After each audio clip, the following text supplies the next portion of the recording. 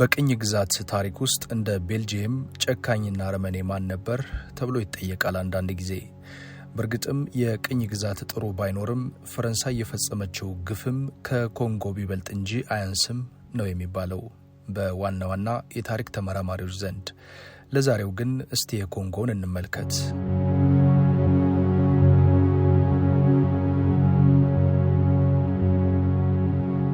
መካከለኛው አፍሪካ በ19ኛው መቶ ክፍለ ዘመን መገባደጃ ግድም ሰፊ በሀብት የበለጸገ መሬት ነበር። በእርግጥ ዛሬም አለ። ይህ ምድር ኮንጎ ይባላል። በወቅቱ አንድ የአውሮፓ ንጉሥ የግል መጫወቻ ሜዳ የመሆን ዕጣ ገጥሞት እንደነበር በታሪክ ሰፍሯል። የቤልጂየሙ ንጉሥ ሊዮፖልድ ሁለተኛ ይህ በተፈጥሮ የበለጸገ ክፍለ አፍሪካ የግል ይዞታው እንደሆነ በድፍረት ሲናገር ተደምጧል። እናም ከዚያም በኋላ ያለው የቅኝ ግዛት ታሪክ ውስጥ እጅግ ጨለማ ከሆኑት ምዕራፎች መካከል አንዱ እንደሆነ ተደርጎም ይታሰባል። ቤልጂየም የተሰራችው በኮንጎ ማዕድናትና አንጡራ ሕዝቧ የጉልበት ብዝበዛ ነው የሚባለውም ለዚህ ነው። የኮንጎ የመጀመሪያው ጠቅላይ ሚኒስትር ፓትሪስ ሉሙምባ ነበር። ይህ ሰው ግድያው በአሰቃቂ ሁኔታ የተፈጸመበት ነው። አስክሬኑ ከጉድጓድ ተቆፍሮ ወጥቶም በሰልፈሪክ አሲድ እንዲፈራርስና እንዲወድም ተደርጓል። ዛሬ በዲሞክራቲክ ሪፐብሊክ ኮንጎ ታሪክ ውስጥ በጣም ጨለማ ከሆኑ ቦታዎች አንዱ የሀገሪቱ ይህ የመጀመሪያው ጠቅላይ ሚኒስትር ፓትሪስ ሉሙምባ ግድያ ነው። መገደሉ ብቻ ሳይሆን ቀደም ብለን እንዳልነው ሰውነቱም ሰብአዊ በሆነ መንገድ በፍጥነት በአሲድ ቀልጦ እንዲወድም ተደርጓል። ይህ የተደረገው በቤልጂየም ንጉሥ ነበር። ከበርካታ ዓመታት በኋላ ዓለም አሁንም ይህንን አስፈሪና የጭካኔ ድርጊት ያስታውሰዋል። ግጭት ኮንጎ የገጠማትን መከራ፣ ለነጻነት የተከፈለን ወደር የለሽ መስዋዕትነት፣ በራስ ወገን መከዳትን፣ ሉሙምባ የተፈጸመበትን፣ የታሰረበትን፣ የተሰቃየበትን፣ የተገደለበትን በኋላም ገላው ከመቃብር ተወስዶ በሰልፈሪክ አሲድ የተፈጨበትን ታሪክ መማሪያ ይሆን ዘንድ እናቀርባለን። ክቡራን አድማጮቼ አንዳንድ ጊዜ አንቱ አንዳንድ ጊዜ አንተ እያልኩ ብቀጥል እንደምትረዱኝ ተስፋ አድርጋለሁ። ፓትሪስ ሉሙምባን ማለቴ ነው። ይህ ሁሉ ከሆነ ከ38 ዓመታት በኋላ በቤልጂየም አንድ ጡረተኛ የፖሊስ ኮሚሽነር በሉሙምባ ግድያና አስክሬኑ ላይ ስለደረሰው ጉዳት ድርጊቱን የመራው እንዲሁም ያስፈጸመው ራሱ መሆኑን የእምነት ክህደት ቃሉንም የሰጠበትን ታሪክ እናቀርባለን። ቻናሉን ከወደዳችሁት እንዲህ አይነት ታሪኮችን ይዘን እንድንቀርብ ሼር፣ ኮሜንት፣ ሰብስክራይብ በማድረግ አጋር እንዲሆኑ እንጠይቃለን።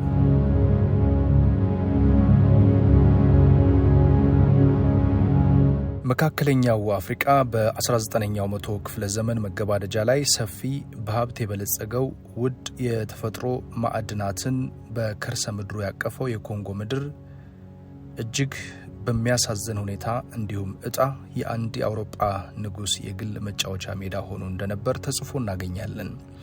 ይህን ሰፊ ሀገር የቤልጂየም ንጉሥ ሊዮፖልድ ሁለተኛ የግል ይዞታው እንደሆነ በድፍረት ቀደም ሲል እንዳልነው ተናግሯል። እናም ከዚያ በኋላ ያለው በቅኝ ግዛት ታሪክ ውስጥ በጣም ጨለማና ድቅድቅ ከሆኑት ምዕራፎች መካከል ይህ የኮንጎ ሁኔታ አንዱ እንደሆነ ይታወሳል። በ1985 እንደ አውሮፓውያን አቆጣጠር የበርሊን ኮንፈረንስ የብዝበዛው ስርዓትን በይፋ የተጀመረው ያን ጊዜ ነው። ሊዮፖልድ ጎማ እንዲሁም የዝሆን ጥርስን በእጅጉ ይፈልግ ነበር። እናም እነሱን ለማውጣት ምንም ነገር አያቆመውም ነበረ። የመንደሩ ነዋሪዎች ለጉልበት ስራ ተዳርገዋል። ወንዶች የማይቻሉ የጎማ ኮታዎችን ለማሟላት የግድ ተሰቃይተዋል። ያልተሳካላቸው ደግሞ ቅጣት፣ አካል ማጉደል ወይም ሞት ተጋፍጠዋል። ሞትም ገጥሟቸዋል። ተገዥነትን ለማረጋገጥ ሴቶችና ሕፃናት ብዙ ጊዜ ታግተዋል እንደ ማስያዣ። የኢኮኖሚ ስርዓቱ ጨካኝ ብቻ ሳይሆን ሁሉንም ማህበረሰቦች ታዛዥ እንዲሆኑ ለማድረግ የተነደፈ እንደነበርም በታሪክ ተሰንዶ ይገኛል። በሊዮፖልድ አገዛዝ ወቅት ከነበሩት 10 ሚሊዮን የኮንጎ ሰዎች ግማሽ ያህሉ እንዲሞቱ ተደርጓል ነው የሚባለው።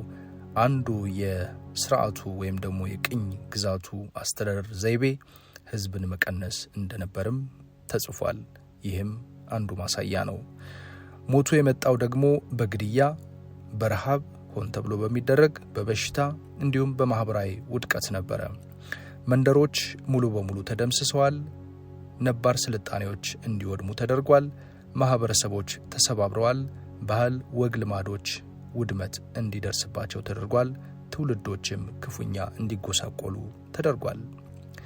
ይህ በኮንጎ አስተዳደር እጦት ምክንያት የመጣ ድንገተኛ ቀውስ አልነበረም። ይልቁንም ሆን ተብሎ የተፈጸመ የብዝበዛ ስርዓት እንጂ ከብዝበዛ ስርዓቶች በእርግጥም አንዱ ማለት ነው።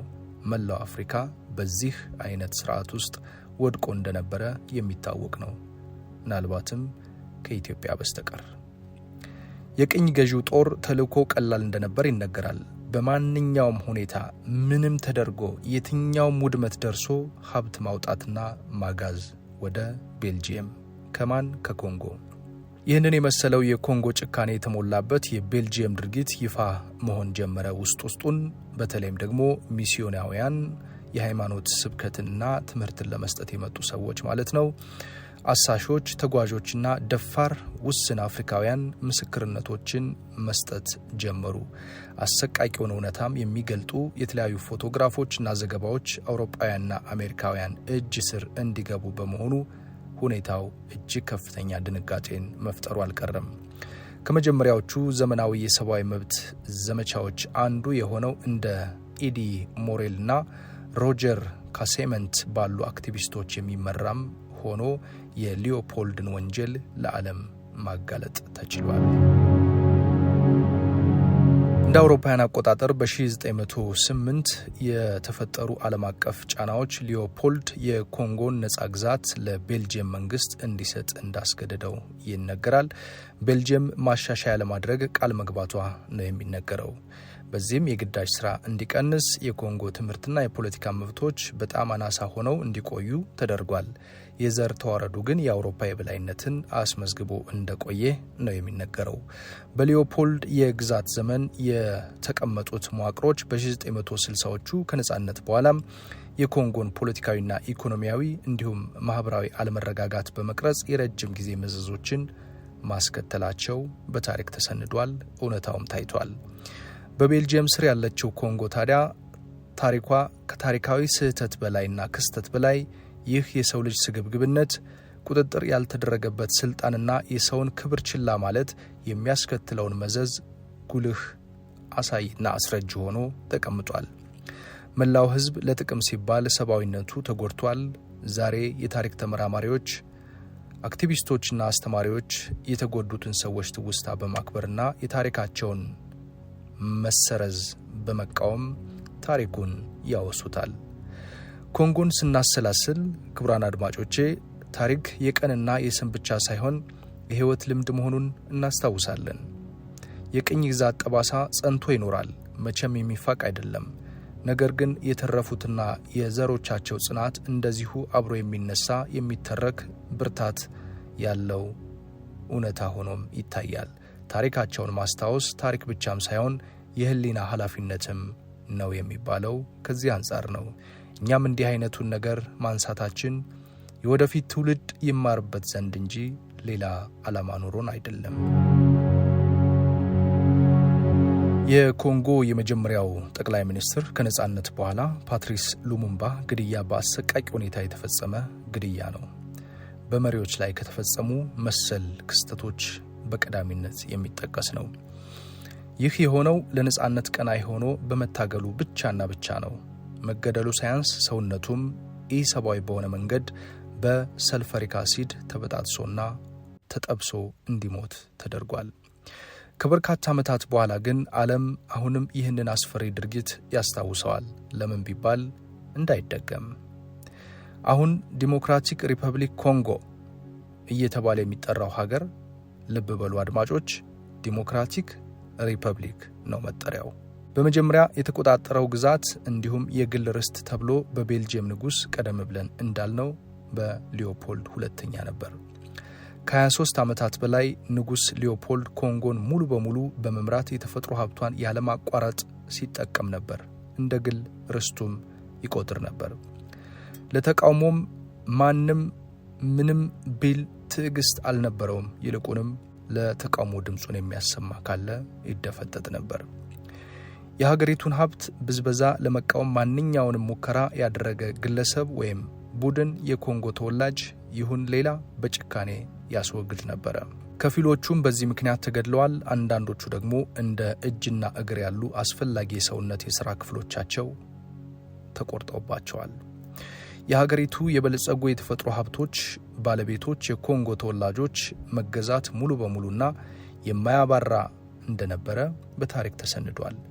በሂደቱ ውስጥ ከባድ የሰብአዊ መብት ስጋቶች እንደነበሩ እንዲሁም ዓለም አቀፍ ማህበረሰብ በኋላ ላይ አንድ ሰው በአንድ ሀገር ላይ የወሰደውን አረመኔያዊ አገዛዝ እንዲያሳይ ምክንያት ሆኗል። በመጨረሻም ንጉሥ ሊዮፖልድ የኮንጎን አገዛዝ ለመልቀቅ ቢገደድም ቦታውን ሙሉ በሙሉ ከመተው ይልቅ ሀገሪቱን ለቤልጅየም አስረክቦ እንዲወጣ ነው የሆነው። ቤልጅየም የኮንጎ የቅኝ ግዛት አስተዳደር ለመሆን የገባችው በዚህ መንገድ ነበር። ልብ በሉ አድማጮች፣ ከዚያ በፊት ሊዮፖልድ ይህንን ሀገር ሙሉ በሙሉ እንደ ግል ርስቱ ይጠቀምበት፣ ህዝቡንም እንደ ባሪያ እንደ ዕቃ ይጠቀምበት ይገለገልበት ነበር። በኋላ ለሌላኛው አስከፊ የሰው ልጆች መከራ በታሪክ ውስጥ ማለት ነው ለቅኝ ግዛት ለሀገሩ አስረክቦ ወጣ። ከዚያም ቤልጅየም ኮንጎን ለተጨማሪ ዓመታት ያለምንም ከልካይ ገዝታለች። በኋላም በታሪካቸው አንዳንድ ደፋር የኮንጎ ተወላጆች ለነጻነት መነሳሳት ግድ ሆነ። እንደ ሌሎቹ የአፍሪካ ሀገሮች ለኮንጎ ነጻነት ስጦታ ከቀደሙት ድምጾች መካከል አንዱ ታዲያ ፓትሪስ ሉሙምባ ሆኖ ብቅ አለ። ፓትሪስ ሉሙምባ የነጻነት ጥያቄን በመድፈሩ ለእስር ተዳርጓል። በመጨረሻም ኮንጎ ነጻነት እንድታገኝም አስችሏል። እናም ፓትሪስ ሉሙምባ በዚህ ሂደት የመጀመሪያው የሀገሪቱ ጠቅላይ ሚኒስትር ሆኖ ለመሰየም በቅቷል። በዚህ ወቅት ደስታ ነበር፣ በእርግጥም ሐሴትም ሆኗል። በሀገሩ አድማስ ላይም የተስፋ ውጋገን በርቶ ነበር። አዲሲቷን ነጻ የሆነች የኮንጎ ሀገር ሁሉም ነገር በብርሃንና በብሩህነት ተመልክቶ ነበር። ነገር ግን ብዙም ሳይቆይ የፓትሪስ ሉሙምባ መንግስት ከሀገር ውስጥና ከውጪ ከፍተኛ ተቃውሞና ሴራ ገጠመው። በሀገሪቱ ውስጥ የተከሰቱት አንዳንድ ሁከቶች ከውጪ በተቀናበረ ሁኔታ እንዲከናወኑ የተደረጉ መሆናቸውም በታሪክ ተሰንዷል። ፓትሪስ ሉሙምባ ሁኔታውን ለማረጋጋት የተቻለውን ያህል ጥረት አድርጓል። ሀገሪቱንም ወደ ተሻለ ለመምራት ሞክሯል ይባላል። ግን አልተሳካም። ብዙ ጥረት ባደረገ ቁጥር ተቃውሞና ህዝባዊ አመጾች እየጨመሩ መጡ። ብዙም ሳይቆይ በጦር ኃይሉ አዛዥ ኮሎኔል ሞቡቱ ሴሴ ሴኮ በሀገሪቱ የጦር ኃይል አዛዥ መፈንቅለ መንግስት ተካሂዶ ሉሙምባ በመጀመሪያ የቁም እስረኛ እንዲደረግ ሆነ። በኋላም ከቁም እስር ወጥቶ ተይዞ ወደ ተገንጣይ ክፍለ ሀገር ኮንጎ ክፍል የሆነው ካታንጋ ተወሰደ። በዚያም ብርቱ ስቅየት ተፈጸመበት። ከዛፍ ላይ ታስሮ በጥይት ተደብድቦ ተገደለ። እንደ አውሮፓውያን አቆጣጠር ጥር 17 ቀን 1961 በአሰቃቂ ሁኔታ ተገደለ። በዚህ ሁሉ ጊዜ ሉሙምባ ገና 35 ዓመት የሞላው ወጣት እንደነበር ይነገራል። በዚህ ድርጊት ኮንጎ በጥቁር ደመና ተከበበች። ብዙ ሰዎች ደስተኛ አልነበሩም፣ ይልቅ በሐዘን ተዋጡ። በኮንጎና በመላው ዓለም የተቃውሞ ሰልፎች ተካሂደዋል። ለሀገሩ ነጻነት ይህን ያህል መስዋዕትነት የከፈለ ሰው አሁን እጅግ አሰቃቂ በሆነ መንገድ ተገደለ። ሉሙምባ ላይ የተፈጸመው ድርጊት በጣም አሰቃቂ፣ ሊገለጽ የማይችል አደገኛም እንደነበር ይነገራል። ፓትሪስ በአሰቃቂ ሁኔታ ጥልቀት በሌለው መቃብር ውስጥ ተቀበረ። ገዳዮቹ ተነስተው ወደ መሬታቸው ሄዱ። ሆኖም በማግስቱ ጠዋት የዚያን ጊዜ የፖሊስ ኮሚሽነሩ ለሉሙምባ ወዳጆች የመቃብር ቦታና የጉዞ ቦታ እንዳይፈጠር በመፍራትና በመስጋት የሉሙምባ አስክሬን እንዲወጣና በአሲድ ተቆራርጦ እንዲወገድ ማዘዙ ተዘግቧል። በዚሁ ትዕዛዝ መሰረትም አስክሬኑ ተቆፍሮ እንዲወጣ ተደርጓል። አካሉም ቀደም ብለን እንደጠቀስነው በሰልፈሪክ አሲድ እንዲበጣጠስ ተደረገ። ያለማንም ከልካይ ይህ ሆነ። ይህ የጠቅላይ ሚኒስትር ፓትሪስ ሉሙምባ ምድራዊ ሕይወት ፍጻሜው እጅግ አረመኔያዊ ክፍል ተደርጎም ይጠቀሳል። በዚህ ድርጊት የተገደለው የጠቅላይ ሚኒስትሩ ቤተሰቦች ተገቢውን የቀብር ስርዓት ለማድረግ ይቅርና የቤተሰባቸውን አስክሬን ሊያዩ አልታደሉም። ሁሉም ነገር በአሲድ ውስጥ ተፈቶ ወደ መሬት እንዲፈስ ተደረገ። ምንም ነገር መፈለግ አልተቻለም። ምንም ነገርም ወደ ቤት ይዞ መሄድ አልተቻለም።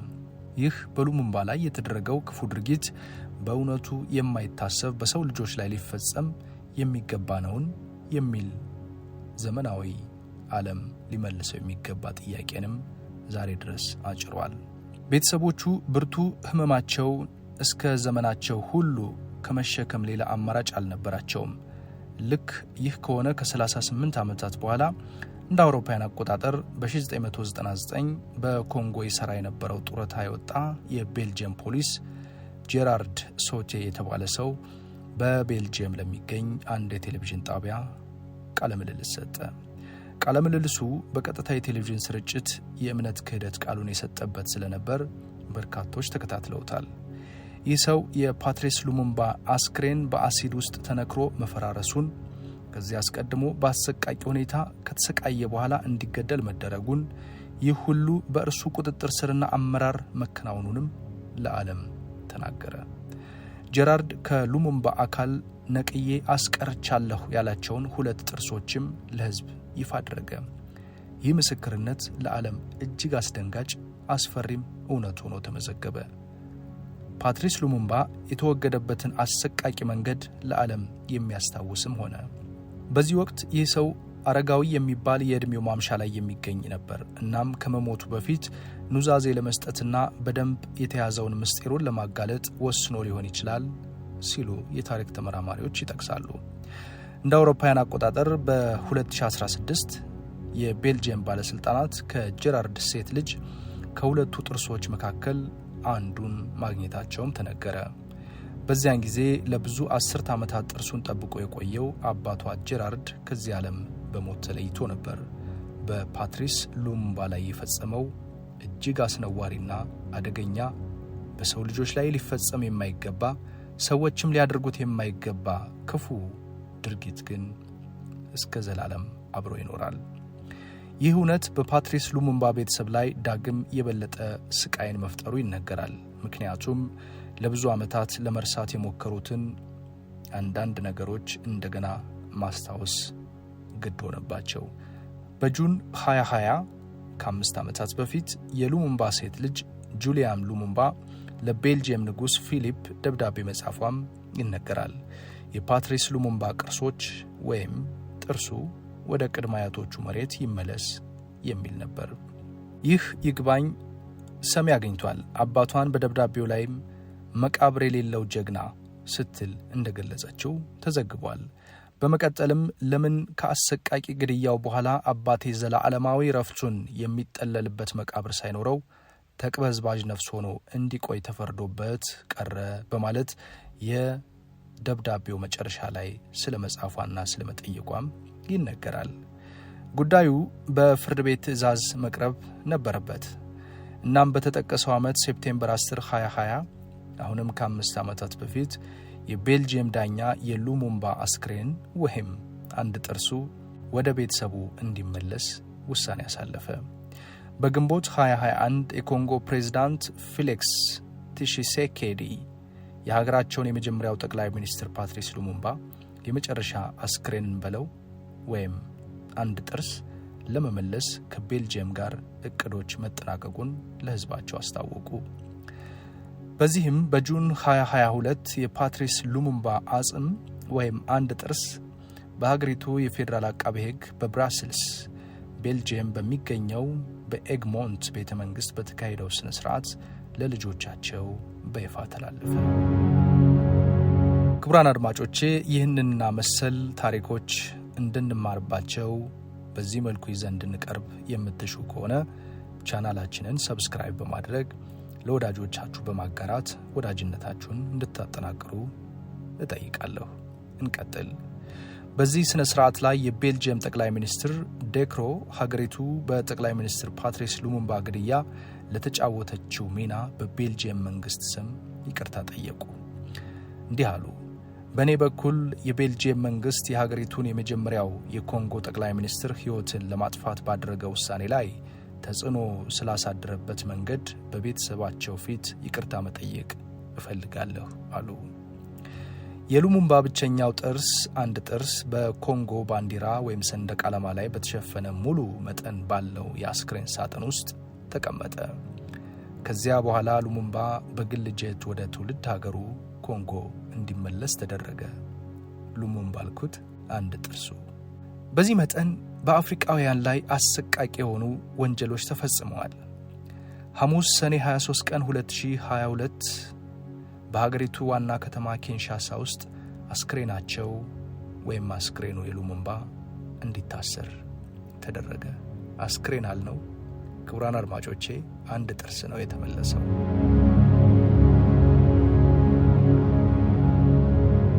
ቤልጅየም ፓትሪስ ሉሙምባን ከገደለች በኋላ እስካሁን ለማያባራ የእርስ በርስ ጦርነትና የፖለቲካ ትርምስ የተዳረገች ሀገር ሆና ቀርታለች ወይም ቀርቷል።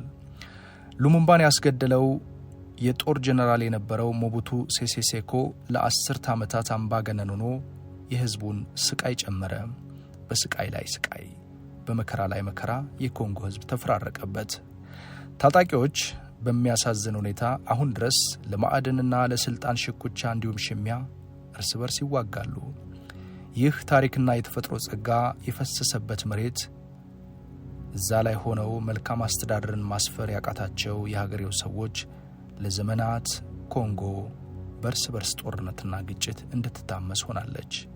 በዚህ ምክንያት በዓለም አቀፍ ዲፕሎማሲና የፖለቲካ ሳይንስ የትምህርት ዘርፎች ውስጥ ኮንጎ የተረገመች ምድር እንድትባል ያደርጋታል።